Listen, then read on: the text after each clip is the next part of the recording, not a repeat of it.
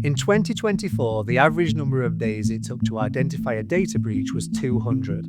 That's over 6 months, and a further 77 days to contain it. For organizations today, those numbers are terrifying. Cyber attacks, a plague on the business community that just won't go away. Last year saw the highest number of victims for these sorts of attacks. We ourselves, as customers, have to be very cautious. One of the worst cyber espionage incidents in U.S. history. This is only a growing problem. This greatly increases the chances of all of us getting hacked. But there is hope. There are dedicated teams specializing in cyber threat hunting, whose sole purpose is to improve those numbers for organizations. But who are these teams? How do they uncover the threats? And what kind of scenarios do they face? To answer those questions, I traveled to the city of Lisbon in Portugal, to the home of the Logicalis EMEA Security Operations Center, to meet with those whose role it is to hunt for cyber threats.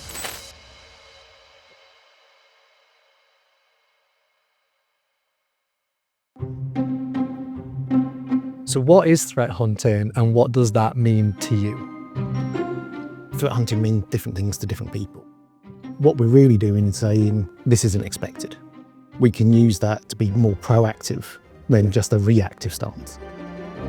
To me, it's really taking to the role of a digital detective, digging into the evidence and looking for patterns.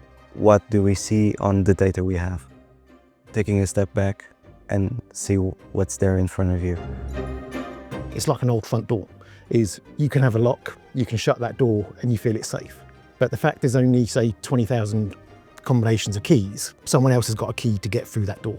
But once you put your company on the internet, globally they have access. So you're talking of billions of people who could potentially have a go at that door. That's really what the modern cyber is about. It's not, I will never get breached. It's when I get breached, what am I going to do?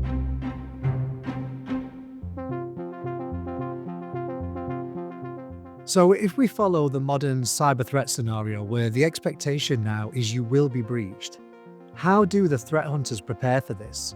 What is the starting point?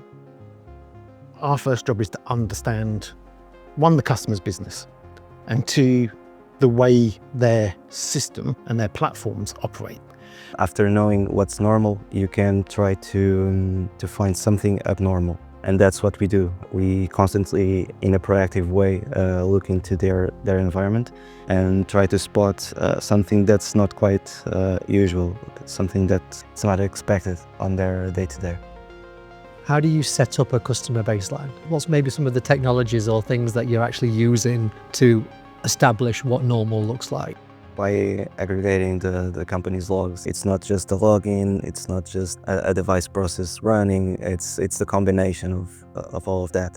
So if a user logs in, does something on the machine, then from that machine goes to another. That's a pattern. That's how we get the abnormal events.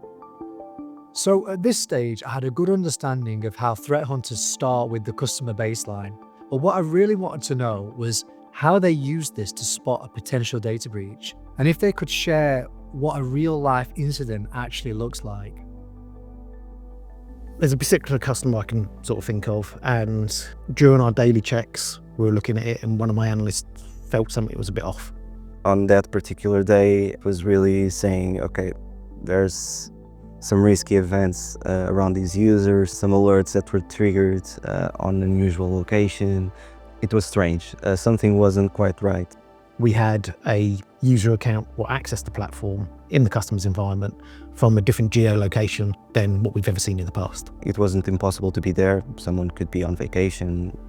There are multiple reasons for someone to be there, but that's not the usual there because the company is mostly on the US. So we then asked the question, going, is this expected? Is the user traveling? And when the customer came back and went, no, it's not, that's the first trigger point and going, well, let's create a bigger incident where we need to investigate. We found a really interesting case. It was a bad one. So the malicious actor basically compromised the user account and did an app registration, which allowed them to maintain the activity under the radar.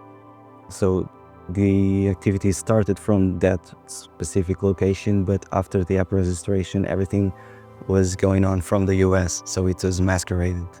And that's how they maintained the activity. When the user logged in, again, just to clarify this point, did it set an alarm off? Or was it because our team decided this looked unusual?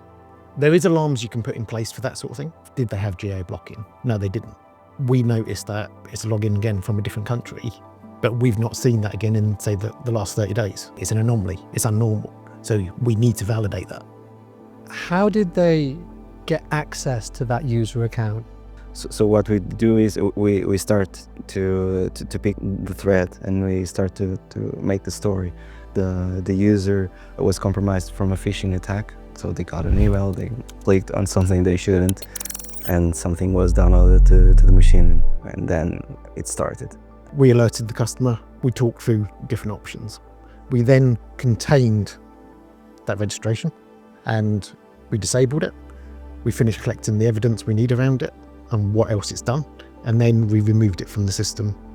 We identified, we contained, we helped remediate. We then found files being modified by those users, and they happened to be invoices. Within that, they'd changed the account number. We saved about 2.1 million there, because if that transaction had been authorised and gone through their internal processes, that's a massive loss. The speed at which the team had managed to solve this issue for the customer and help them save $2.1 million was incredible. In a leading research report titled Cost of a Data Breach, they found that the global average of a data breach could cost customers up to $4.9 million. Now that's a 10% increase over last year and the highest average total ever. However, they also found that the average cost savings for organizations that use security AI automation extensively in prevention versus those that didn't was a saving of $2.2 million.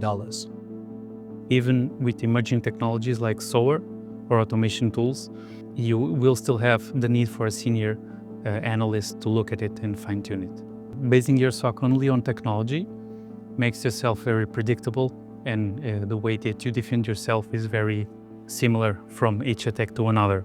Technologies keep evolving, so it's very difficult for companies to keep up with the pace and hire all the operational staff that they need to acquire all the protection they need for security. So having a SOC service is a way of externalizing the operations and have someone specialized handle those tools and handle those types of threats by someone who does it every day, 24/7. What has been the customer's response? Ultimately, they were happy that we were there to have their back, to take the lead on all the investigation and getting all the information and preventing that massive break on their financial side. So I think they were very happy to have us there with them. Utilizing threat hunting services significantly reduces the mean time to identify and respond to data breaches. Understanding a company's baseline allows the threat hunters to proactively spot those telltale signs that something isn't quite right. Uncovering and preventing data breaches is a vital role of the modern threat hunting team. But what other scenarios do they face? What are the real-life stories that they have to share, and what else can we learn from the incredible work that they do? Continue on this journey with us as we go deeper into the role of cyber threat hunting.